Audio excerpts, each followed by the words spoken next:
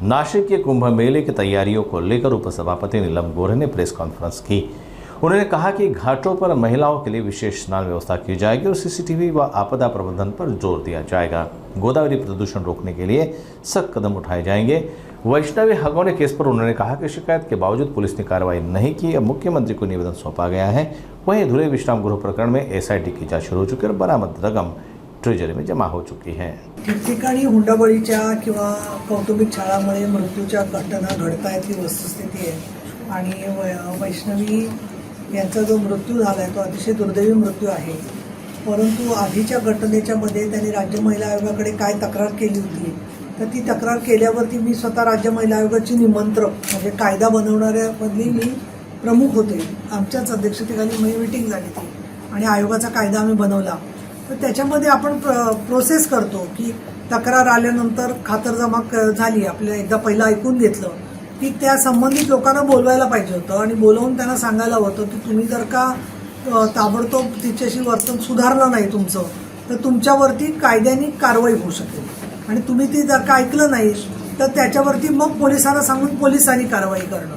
मला जे काही लक्षात आलं याच्यामध्ये पोलिसांना सांगितलं पण पोलिसांनी पुढे काहीच केलं नाही असा प्रश्न आहे।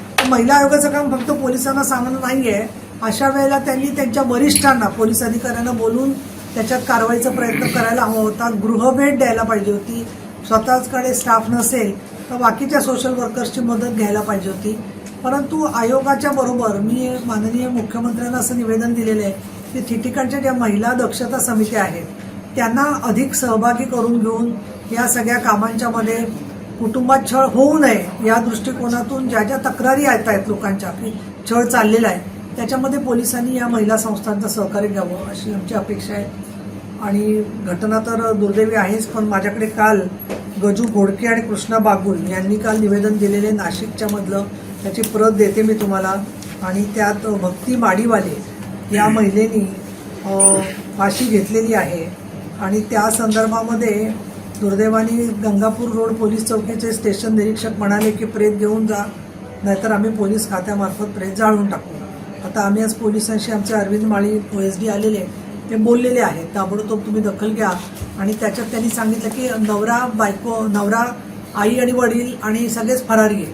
आता हे फरारी असणं ही एक म्हणजे मोडस ऑपरेंडी व्हायला लागली असं मला वाटतं। फरारी आहे ते उत्तर असू शकत नाही, त्यांना पकडणं हे काम आहे त्याच्यामध्ये जे आहे ते।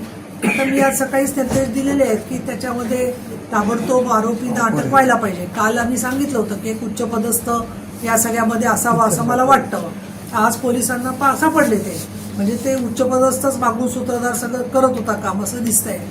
मी स्वतः चौबेजींशी बोललेली आहे SCPंशी आणि कुटुंब जे आहे कसपटे त्यांनी माझ्याकडे पत्र काल दिलेलं आहे आणि त्यात त्यांनी म्हणलेले ॲडव्होकेट उज्ज्वला पवार या ज्या पूर्वी सरकारी वकील होत्या प्रमुख त्यांना विशेष सरकारी वकील म्हणून या केसमध्ये नेमण्यात यावं। तर ते मी माननीय मुख्यमंत्री आणि उपमुख्यमंत्र्यांना आणि पोलीस महानिरीक्षकांना देऊन उज्ज्वला पवार यांची नियुक्ती व्हावी अशी या कसपटे कुटुंबाची अपेक्षा आहे। त्यानुसार सरकार पावलं उचलेल आणि लवकर चार्जशीट दाखल होऊन त्या केसमध्ये शिक्षा जास्तीत जास्त कडक झाली पाहिजे ही आमची अपेक्षा आहे।